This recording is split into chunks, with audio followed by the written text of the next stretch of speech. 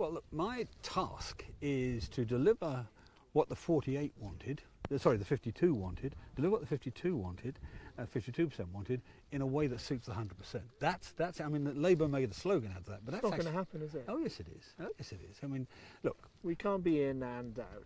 We can't get the benefits. we're not seeking to be in and out. There are two halves from an economic point. And bear in mind, it's not just an economic issue. I mean, a lot of people who voted for Brexit voted for because they want to take control of the destiny of their country, not about economics, but economics matters too. And there are two halves.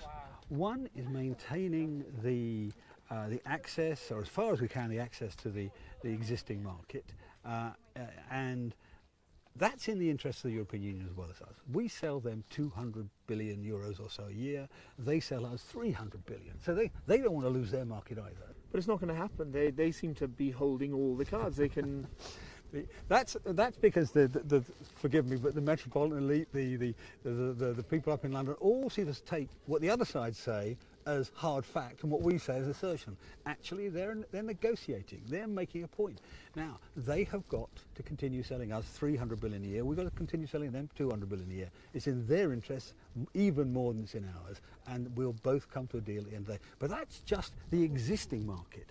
The big issue for the future of Britain is the rest. I mean, 20 years ago, we were basically selling 60% of our trade to Europe and 40% of the rest of the world. By the end of this decade, that will have reversed. It'll be 60% the rest of the world, 40% to Europe. That might be because what we sell to Europe will have shrunk. No, it isn't. No, it isn't. They've both grown, but they grow.